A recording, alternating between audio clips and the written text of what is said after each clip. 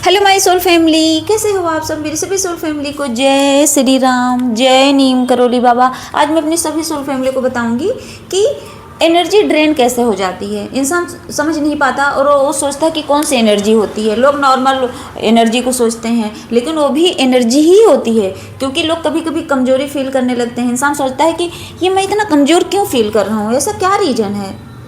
तो उसके पीछे का रीज़न होता है, बहुत लोग बहुत अच्छे खासे हैं, बॉडी बढ़िया मोटी तगड़ी है, लेकिन अचानक से क्या होता है कि वो एकदम वीक फील करते हैं, अपने आप को एकदम कमज़ोर फील करने लगते हैं। उनको लगता है कि मेरे अंदर कुछ है ही नहीं, होता नहीं तो चलो उनको कमज़ोरी होती है। लेकिन जो स्पिरिचुअलिटी में होते हैं, ये जो ट्विन फ्लेम जर्नी में है, जो चूजन वन होते हैं, जो समझ लो डिवाइन के बच्चे होते हैं, इनकी एनर्जी कैसे ड्रेन होती है।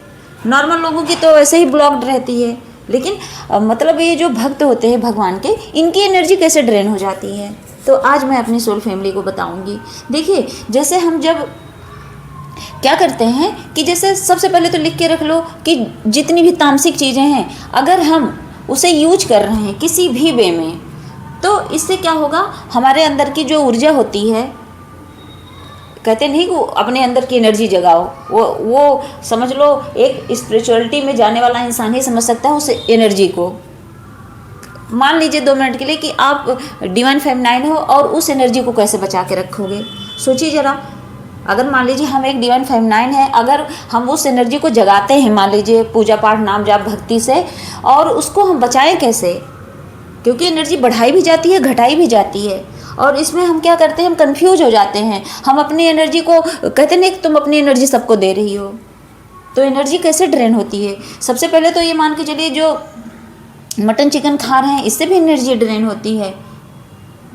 जो आपके अंदर पॉजिटिव एनर्जी होती है, मैं उस एनर्जी की बात कर रही हूँ। हमारे अंदर की जो पॉजिटिविटी होती है, मैं उस एनर्जी की बात कर रही हूँ। एनर्जी के मतलब होते हैं नेगेटिव एनर्जी, एक पॉजिटिव एनर्जी। तो जो पॉजिटिव एनर्जी है, मैं आज उसकी बात कर रही हूँ। तो जब आप नॉनवेज खाते हो तो उससे एनर्जी ड्रेन होने लगती है। वो जो पॉजिटिविटी आपके अंदर होती है, जिस एनर्जी को बोलते हैं कि आपका ऑरा एकदम क्लीन दिखता है, उसी एनर्जी की वजह से, उसी पॉजिटिविटी की वजह से आपका ऑरा क्लीन दिखेगा। आपके 7 चक्रा जो हैं एक्टिवेट होंगे, एक्टिवेट रहते हैं। आपके जो 7 चक्राज होते हैं वो एक्टिवेट रहते हैं हमेशा। जब भी वो ब्लॉकेज होंगे तो सिर्फ हमारी ही गलती से। हम क्या करते हैं, हम छोटी छोटी गलतियां कर जाते हैं। जैसे होता नहीं कि हम जाने अनजाने क्या करते हैं कि जैसे मान लीजिए हम कहीं मार्केट गए, हम नहीं समझ पाए और बाहर की चीज़ें भी खा लेते हैं, उससे भी एनर्जी ड्रेन होती है। सोचिए, बाहर के जो फास्ट फूड होते हैं उससे भी एनर्जी ड्रेन हो जाती है। इसीलिए लोग बाहर के खाने से बचते हैं। लोग जाते हैं भीड़ में, किसी के टच में भी आगे अगर बॉडी भी टच हो जाती है ना किसी नेगेटिव लोगों की, तो समझ लो अगर हल्के से टच भी होगी तो उससे भी एनर्जी ड्रेन होती है। मैं उस एनर्जी की बात कर रही हूँ जिस एनर्जी को स्पिरिचुअलिटी कहते हैं, आध्यात्मिकता कहते हैं, भक्ति कहते हैं। उस एनर्जी की बात कर रही हूँ, उस ऑरा की बात कर रही हूँ।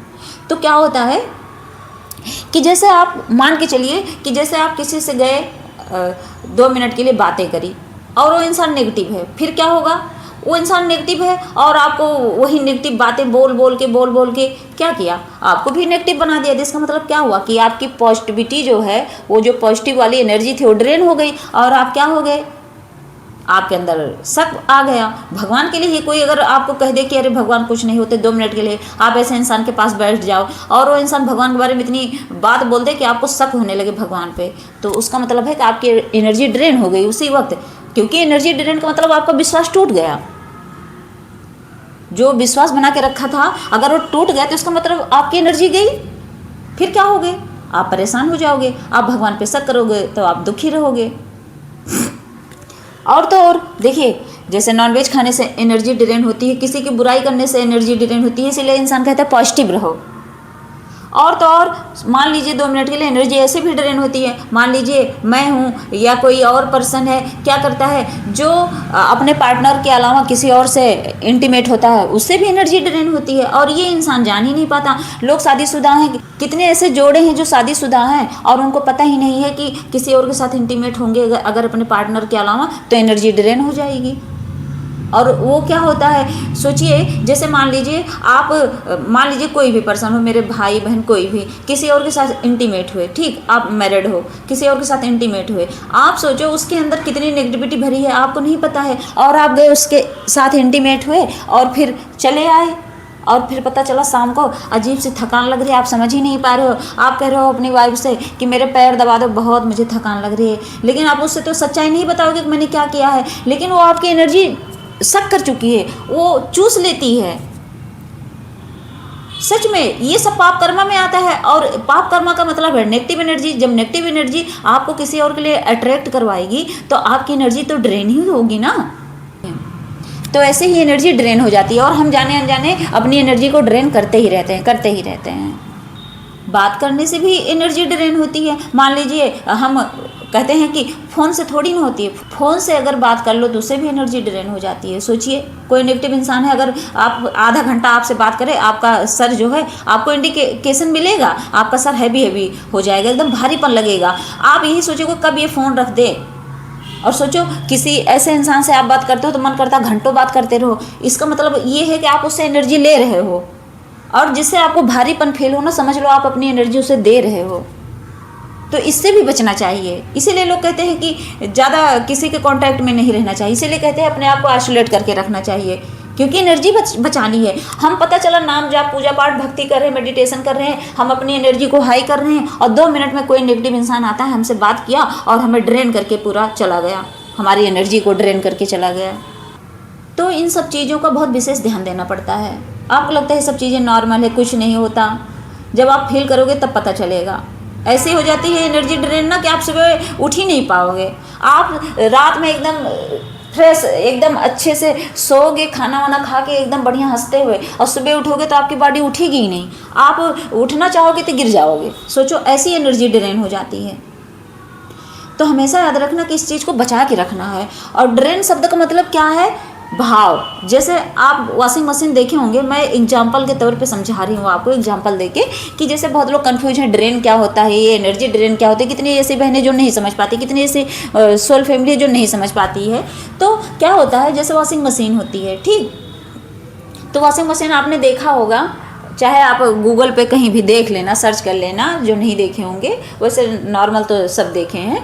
तो वॉशिंग मशीन होती है तो उसमें जितने फंक्शन होते हैं कि हाँ कितने पॉइंट पे कितने, उसमें टाइमर फिक्स होता है कि इतने पे टाइम पे लगाने से इतनी देर तक वो अपना राउंड मारता रहेगा, मशीन चलती रहेगी। लेकिन उसी फंक्शन में एक फंक्शन होता है क्या, ड्रेन लिखा रहता है, एक बटन होता है उसमें लिखा रहता है ड्रेन।